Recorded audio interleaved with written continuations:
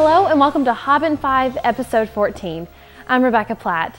H5 is a web series with a new episode each Friday that wraps up the week's key Hobbit production news and thewondering.net's top stories all in about 5 minutes. So without any further delay, let's do this thing. This week's background winner is Michelle Tolo from Norway. She actually sent in a few and you can check them out at the link below. Remember to keep sending in your submissions and maybe one day you'll see your background on H5.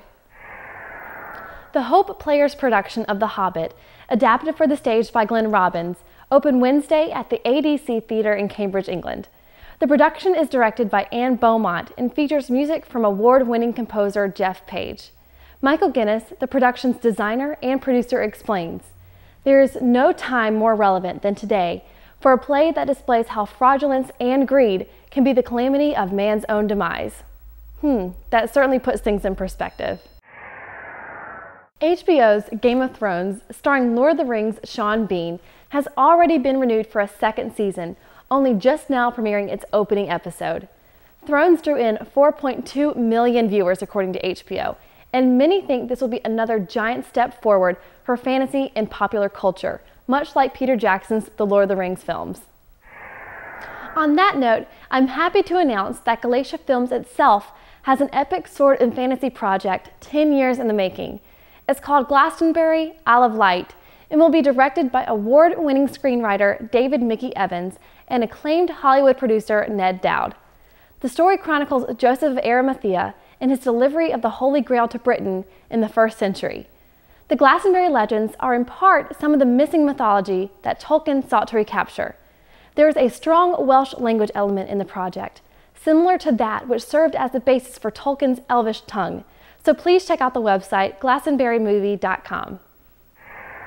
Well-known casting directors Amy and John Hubbard talked about the Hobbit casting earlier this week with great insights into the joys and struggles of discovering talent for The Hobbit and The Lord of the Rings. John explained this casting process by saying, "We saw many actors in London, and then we would send, what we had is like a website. So the castings were put on the website, and then in New Zealand, Peter Jackson and the team looked at the tapes. The next thing that happened is that they all came to London, and we had a series of callbacks, actors returning to meet and read for the team." When asked to compare the process to The Lord of the Rings, John claimed that the Hobbit casting proved somewhat more challenging in his opinion, but nevertheless, very successful. Before we announce our winners for the Bag End giveaway, we'd like to send a special thank you to Weta Workshop for generously donating the awesome prizes. It goes without saying that they make some of the best collectibles on the market today, so please support them by visiting wetanz.com. And now, without any further delay, the grand prize goes to Jeremy S. of New York, and the runners-up are Samantha H. of Yorkshire, England, Joel R. of Australia, and Matthew E. of California. Congrats to all, and remember to recommend thewondering.net to your friends, colleagues, and family so that perhaps next time around, you or someone you know will win. Whether it's by posting Torrens' website on your Facebook wall or sending out a tweet letting everyone know, pass the word and spread the love. This week's character study, while we're still in the G's, is Gloin. Gloin and his brother Oin are the fire starters in the party of dwarves that accompany Bilbo in The Hobbit. Gloin was originally skeptical of Bilbo's qualifications as a burglar during discussions at Bag End, but huddled back into his chair under Gandalf's scowl and said no more. Gloin is the only dwarf from The Hobbit to actually appear in The Lord of the Rings. Frodo meets him in Rivendell, where Gloin reports on Balin's attempt to retake Moria, and also talks about a strange messenger from Mordor who is asking about hobbits and rings. He is also the father of Gimli, the dwarf who accompanies Frodo in the Fellowship of the Ring. The character of Gloin will be played by Peter Hambleton. A well-known actor and theater director, Peter has worked in stage, radio, television, and film. His many performances at Circa include A Doll's House, I Hate Hamlet, Angels in America, and Arcadia.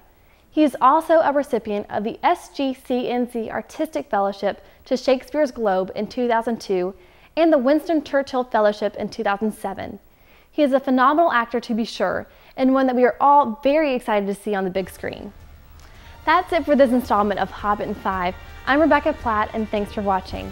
Stay tuned here each Friday, and please subscribe so you'll never miss an episode. Until next time.